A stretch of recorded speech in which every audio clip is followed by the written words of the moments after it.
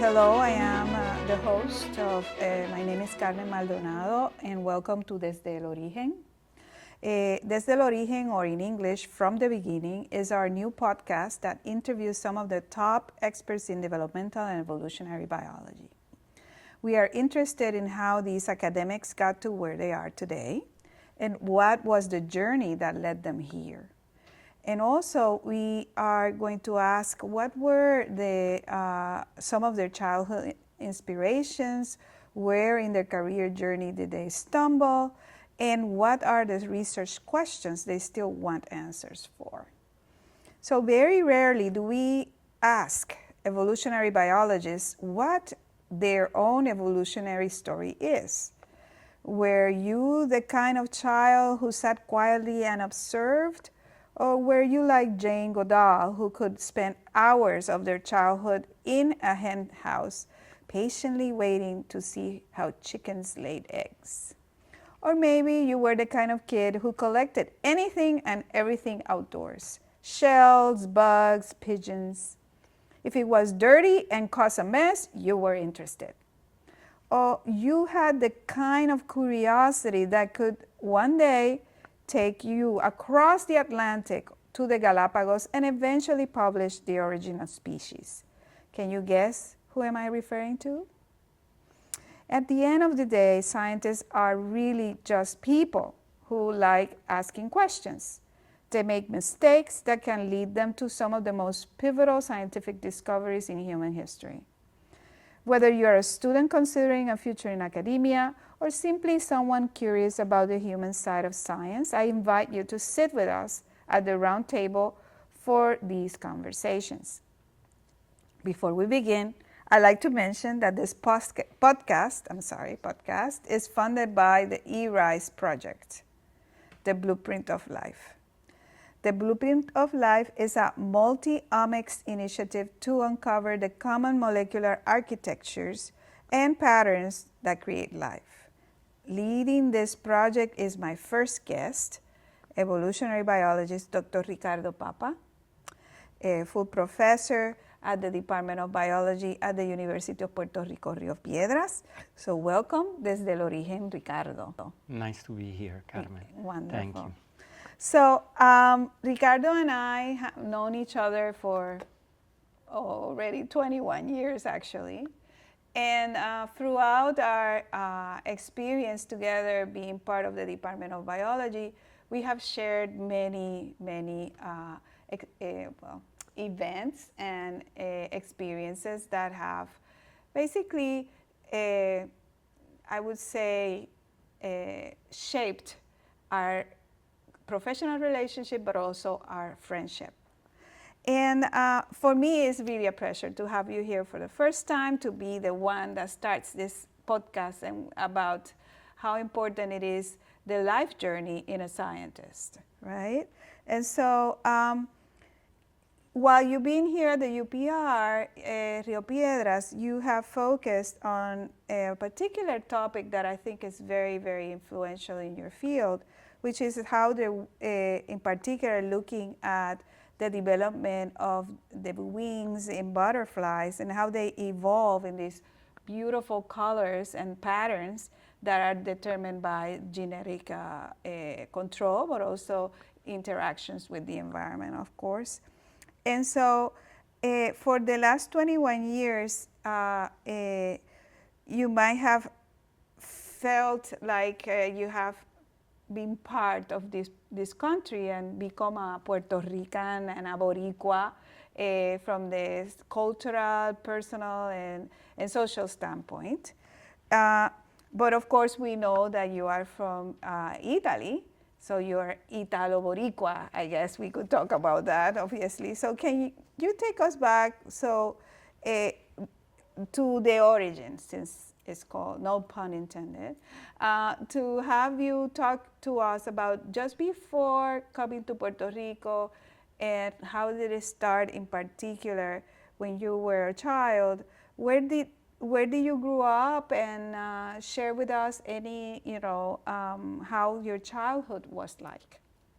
Yes, Carmen. So thank you so much. It's a pleasure for me to be here with you. and to embrace our friendship in this new chapter, okay, Yes. of discussing about this project. Mm-hmm. Well, I was born in Roma in 1975, so I'm almost 50, November 1st. And I grew up in a big city with what that entails. But my parents are always been a little bit off the chart in a good way. Uh-huh. And so they gave me many different flavor of being a child. And so one things that maybe I would say sign a lot the person that I am today is the time I spent outside and in nature. Mm-hmm. And when I'm referring to that, the ocean is probably the big part of what fill a lot of my time. My parents were in love with the ocean. They share many journeying, okay, with this companion together with me. And that somehow gave me the first attachment to nature. That sort of gave me a glimpse of being in love with biology, because biology is life and the expression of that particular aspect. And so I grew up in Rome, but I also visited my grandparents that were in the north. I spent a little bit of time as a child in the north. I spent a lot of time in boats and in the ocean, and I have possibly many memories to share with you. Wonderful. And so, living in your environment where you grew up in a big city, but also like Roma, of course, and going into experiencing how is nature from the standpoint of an observer, right? And also experiencing how you can interact with nature in itself. So, what is there a pivotal moment in that childhood that really made you think of, wow, you know, I really want to study, you know, the nature, or in a way that to try to comprehend why is it like that, or how does it, you know, function, for example? Well, it might surprise you, and maybe it's not what usually come out from a scientist, but I would say no. I had many different things that interested me, and actually my parents thought I should have do art. Oh. I love art, but for different reasons they felt it wasn't safe, that direction in Rome. Okay. And so, you know, I think parents sometimes shape the person you are, okay? And they saw in me the possibility of like being attached to science and maybe, you know, get more that direction. And so I end up, you know, basically going to, in Italy you can choose different high school. And so the high school that I went, okay, was a more scientific, you know. I see, okay. But then I think my life, somehow, everything sort of came from one thing to another without putting too much pressure. So if I could answer you, no, I don't think there was a pivotal moment. Okay. But there was this sort of love for nature, and that, I don't know, was always there. I see. Yeah, because in my case, one of the pivotal moments for me to determine that I really love science was in school, because I had a science teacher that he was so engaged in and committed to make the students love science, that he kind of got me so much involved in experimentations and doing practical things, and the way he would teach concepts in science really made sense to me. And the other thing is that they call me his pet, because I was always, you know, following him because I thought he was great. You know, we're talking in, I don't know, elementary school. It was a very endearing, meaning obviously with respect and all that, but it's just that he just was I guess now as a professor, he really was a mentor of a child that later became, you know, a scientist. So that's why I'm asking, you know, what may have happened. And of course, you just mentioned some of the opportunities that you had. Yeah, at some point being so attached to the ocean. Yeah. And I think this is something I can relate with all the students, okay, that we come across. I mean, it's not easy to make decision, and life has so many different angles. And so I think I'm one of them that it wasn't really necessary a moment in time that convinced me that I needed to be a biologist. But it was a gradual growing momentum. Yes, of and the course. ocean, actually, I thought that I could have studied marine mammals. Okay. That was something that I thought at some point could have been something that combined all these different experience I had. But of course, I didn't end up doing that. No, you did not. But you did.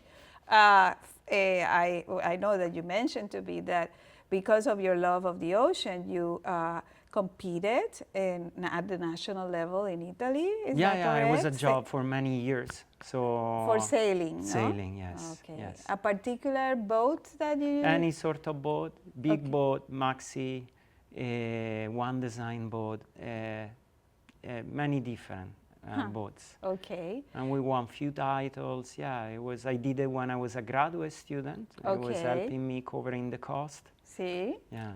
So there was still that connection, and to this day, you love the ocean. Till these days. And that's Yes. what Puerto Rico, for me, really gives so much opportunities to actually live this connection with the ocean even more. I Exactly. love being on an island. Yes, yes, and also enjoying the beach and surfing and paddleboarding and Yeah. all that, of course. So we can imagine that background made sense to continue a career as a biologist since you at the academic and also your interest, personally. So were you think that you were always were going to be a scientist? When did that crystallize? When did you say, okay, I'm going to be a scientist? Well, I think it goes back to the original question. I think it crystallized when I got a job Okay. as a tenure track. Okay. I have to be honest, at some point when I was a postdoc, I had many times I thought maybe this is not what I want to do. I think it's important to question yourself always if it's the right decision. Yes. And but somehow some imaginary force Yes. always put me in that track in the moment when I was kind of doubting. And things sort of like evolved naturally. And then I realized that was really a job. Well, postdoc already give you sort of a feeling because you focus more on research. You don't really need to study and give exams, okay? But I think when I came back to Puerto Rico on a tenure track, I realized, oh, this is really a job. So what am I going to do exactly now? Exactly. But the first time you came to Puerto Rico As a postdoc. as a postdoc, yes, I remember. Was that you already knew I want to do a postdoc in Puerto Rico, or something happened that brought you here? Something happened. Well, I finished my PhD in Italy. And the PhD in Italy give you, as part of the graduate program, the possibility to spend 1 year abroad. And so since I've never been abroad before, I thought it was a good idea to really understand if I love it to be in academia. And so I found a lab that had very similar interest in what I was studying at the moment, which were like migrating fish. And this lab was at UC Davis in California. And spending a year there has life of the journey of anybody else. Things happen. And so I actually met my current wife. And so then at some point after that I finished my PhD, it was sort of up in the air, what is going to come next? What are we going to do? Are we going to try to be together or not? And so I started to look for postdoc in the US, knowing that she got accepted into a graduate program in New York. I couldn't find anything in New York. I said, let me look around Boston. I couldn't find anything. And then I came across this postdoc ad in Puerto Rico. And honestly, I didn't have a really good understanding what Puerto Rico was on a global scale. I went and see, and I said, well, you know, it's not that far from New York. It is like, what, 2.5 hours away on a direct flight, more or less? Three and a half. Three and a half. And so talking to Christine said, well, yeah, maybe it could work. And so I came across this job ad. And it's funny because in the job ad, my email, the title of my email was, I could be the one you are looking for. Oh, yeah, because I had certain particular expertises yes, of that course. that postdoc was looking for. And retrospectively, after the mentor, the PI that gave me the opportunity, you know, to come to Puerto Rico in the first place, said that he was shocked by the title of the email. And you know, life is all full if you start talking to people of like interesting, you know, events, okay? Right. And so that's why Puerto Rico in the first place, why a postdoc. And so with eventually, you know, Christine, everything went well, and we're still together. We have a son. We actually lived, I tell her, like Jennifer Lopez or Mark Anthony. We had a place in Puerto Rico, a place in New York, and we were traveling among the two places with a lot less money, but like that doesn't count much. Yeah, so it's also opportunity, you know, and that is one thing that we tell our students that I know you agree with me that sometimes opportunities can occur anywhere, and we need to be open to opportunities and not to close yourself to different points of view that you may not think they're important, but if you allow yourself to give this new experience, it will be very beneficial. Because, for example, you said, well, maybe if coming to Puerto Rico, there were doubts about how much it will impact you as a scientist, but it ended up working out pretty well. Yeah. And so embrace the journey. You embraced it. That's definitely. So so then, after you send this bold email to at the time your supervisor and later your colleague, Dr. Owen Macmillan, that you mentioned to me now that he's directing the Smithsonian division. Tropical Research Institute in Panama. In Panama. So Owen was also part of our faculty, and then of course he was also a very important scientist in our department. And so that experience of transitioning, of course, from a postdoc that was, you know, under the guidance of Dr. Macmillan, and then coming back to Puerto Rico when the position was available. And so when you established yourself here as a scientist, what were the projects, the main projects that you decided to start your lab with, for example? I want to say that before coming back as a tenure track, I was really one on this moment that I said maybe I should drop science. Okay. Puerto Rico rescued me. Oh, okay. Yeah. I was at that moment at UC Irvine doing my second postdoc. Yes.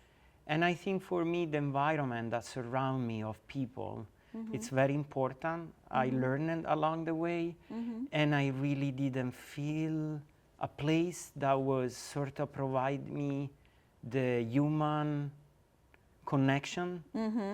And I struggle a lot.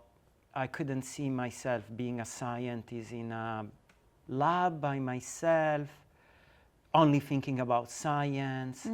And so I was actually probably ready to move to some other, you know, direction. And at some point, I received an email from our faculty telling me, because I wasn't aware, I wasn't really looking even for a job at that point, that a position was open here. Oh, okay. And they said, well, maybe you should think about applying. And I applied, and so then I came back, because the position was offered to me. Yes. And so when I came here, your question is what kind of project you started thinking? Well, you know as much as I do, Carmen, that the journey of a scientist sometimes is sort of locked to your collaboration knowledge. Then over time you can sort of move along in different directions. But I did really indeed like working with butterfly and this question about evolution and development. So I wasn't willing to move into another field or another question.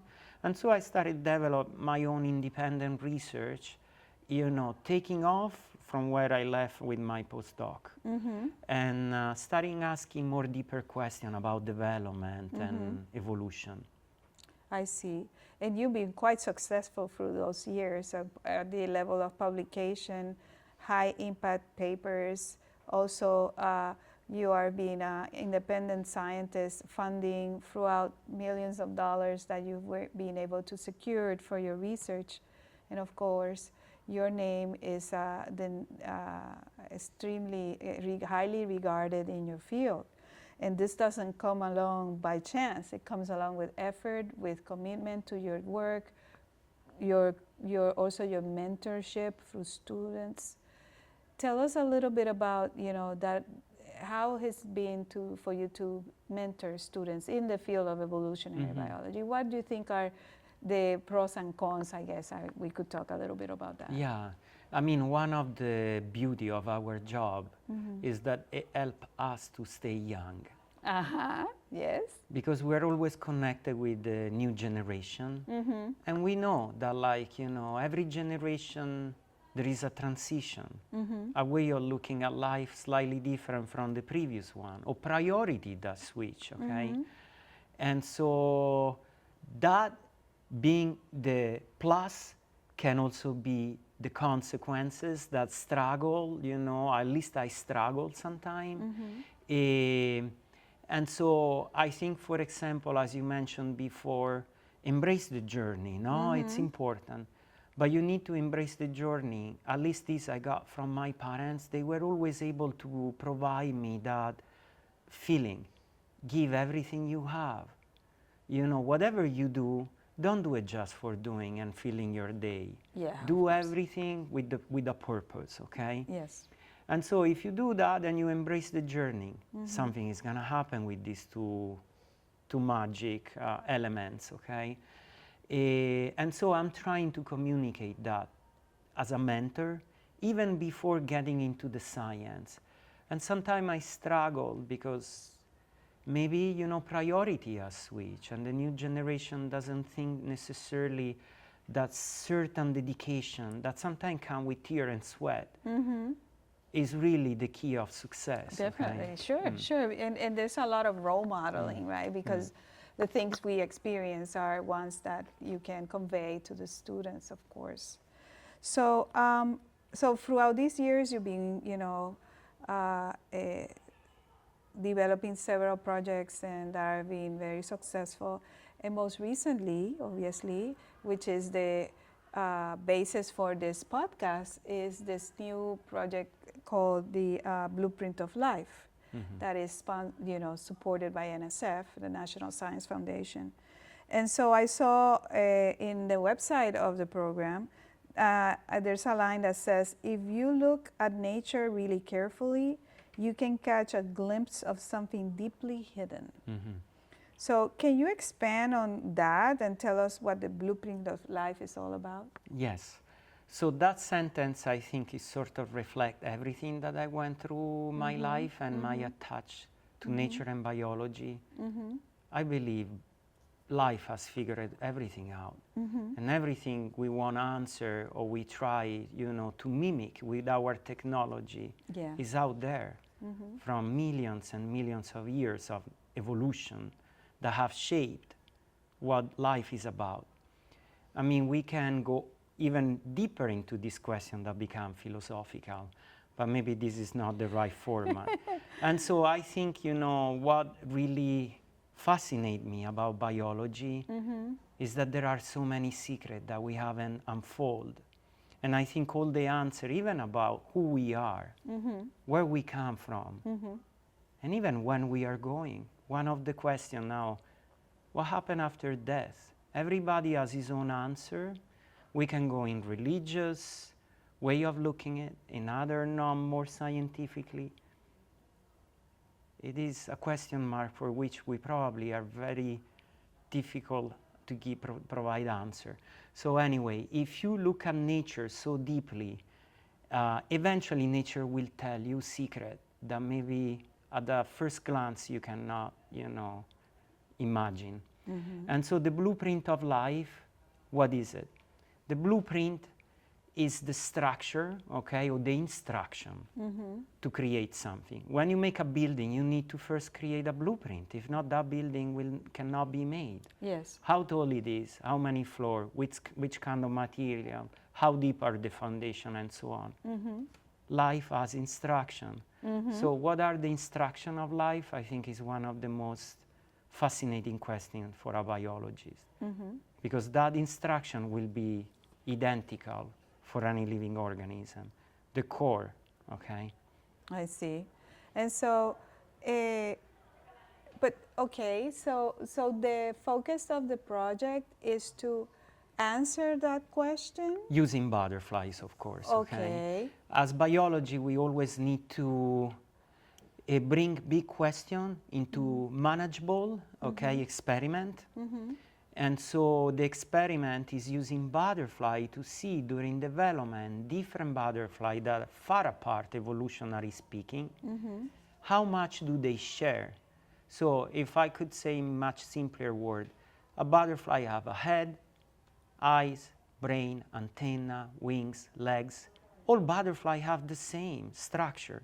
How do you make a butterfly in the first place? Exactly. So the DNA that is in this insect have all the instruction to make a butterfly. Yes. Then one butterfly can be a little bit different from another. The color of the wings can be arranged in a different way. The antenna might be longer or shorter. They might be able to perceive different chemicals. But the structure itself of a butterfly has to be conserved and has to be there in the DNA that sometimes to some of my students I describe as a biological algorithm, is instruction to create something. So we were talking about, some of the focus on your research of developmental biology and evolutionary developmental biology in particular. And as you were bringing up the role of genes, of course, in the creation of an organism, I want you to give us your understanding, obviously, and the way you have learned to explain if only what we see from the organism is based on just the genes that control this, or if it's an interaction with the environment or other factors. Yeah, a single gene, at least this is my perspective, it doesn't really give the whole characteristic of an organism. So it's the multitude of genes, that are in the genome, and the way that they interact and the way that they are regulated when and where. Yeah. And all of this, of course, is shaped by the environment. Okay. So it's a complex multi-layer factor that create organisms for what they are and the diversity of organisms when we see butterfly with different coloration, for example. Exactly. And so that is important for our audience to perhaps reflect on the idea that sometimes people say, oh, so this gene, we study this gene because we need to understand how it functions on the phenotype of whatever trait we're examining. But at the same time, we need to be careful not to be deterministic about, if this gene is malfunctioning, then you're going to have this thing happening. Not necessarily, obviously, how the penetration of the gene in the expression of the phenotype and all these genetic things. Yeah, there are many interactions. Exactly. And there's some genes that are very important. Yes, okay? yes. Biologists, we all know there are certain genes in development that play a very important role during the development of the embryo. But the reality, the complexity of an organism is provided by the interaction of all the genes. And I would refer to something because I always like to give a swing to my science that are a little bit more outside and broad. Well, I got very passionate about physics lately. And so I see a lot of physics, perspective and thoughts into biology. I mean, I don't want to go too deep about the relationship between space and time. And that just provide a name to our mind, Einstein, and the theory. Development is all about relationship of space and Of time. course, yes. When a gene is expressed, how much, and where. Yeah. So there is a lot of rules behind life that maybe we haven't thought too deeply to go back this hidden aspect that life has there for us to discover.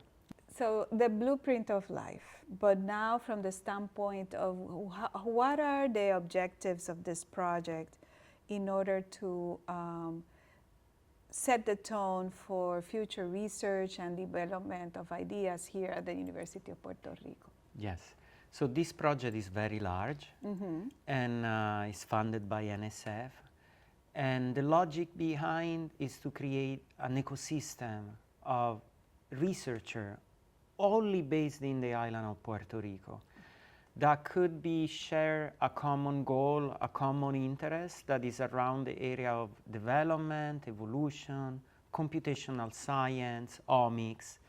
And so let's say the futuristic goal of this project, which if we go through the whole years, it should be 7, is at the end to create a center around the topics that I mentioned. And so the project is large. There are around 20 different researchers from Puerto Rico, many different universities and campus. It is, the primary one is the UPR in Rio Piedras, but there are other involved like the Comprehensive Cancer Center, the University of Mayagüez, the University of Humacao, the Campus of Medical Science, so the molecular building. So it's really an effort that comes from many different top researchers in the island to create a synergy around the area of development, evolution, and omics. Okay.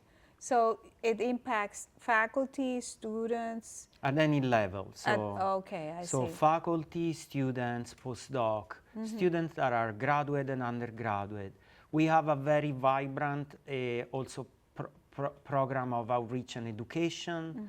And so there are so many different angles of this project that require to be so large with so many people involved. Yes, and of course this podcast, Desde Origen, is part of that initiative of outreach initiative that the grant has to mostly get people to understand what's behind the scientists, but also what are the projects that we are developing through the project of the Blueprint of Life here at Puerto Rico.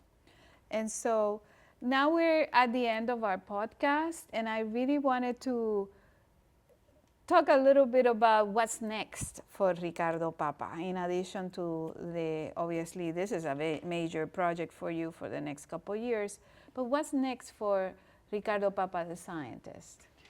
Well, this project already sort of like draw a trajectory, which the trajectory is to create a center. This is not an easy task. Also, the science and technology, the trust of Puerto Rico is involved. So that it's a very ambitious goal, but I think you need to have ambitious goal in life. And I'm really excited that this project is all based in Puerto Rico. Even the butterfly that we study are butterflies that are found in Puerto Rico. The monarch. Monarch and Charitonia. Charitonia. Okay. And so, para que tú lo sepas, this is a project all in Puerto Rico. So of course science is collaborating, so I'm not saying that we don't have collaborators that are international, but the ecosystem that we are building is from here. So the future is to see if I'm strong enough to maybe create something that will provide new opportunity for the future students, and that will be a center. Wonderful. Well, that sounds great, Riccardo. It's quite an objective and an aspiration. And I really want to thank you for participating here at the podcast and to share with us, you know, not only your personal experience, but also how you have been able to contribute to the growth of our institution here at the University of Puerto Rico, Rio Piedras. And I want to thank you for everything you've done thus far and the future, which I think is looks quite promising. So thank you, gracias, Ricardo, as always. And hopefully you'll come back to talk about something. Some new discoveries. Exactly, Yeah. and I look forward to that. Thank you, Carmen. Of course. Desde el Origen is supported by the U.S. National Science Foundation through the eRISE program, award number 2435987. The opinions shared here are our own and don't necessarily reflect the views of the foundation.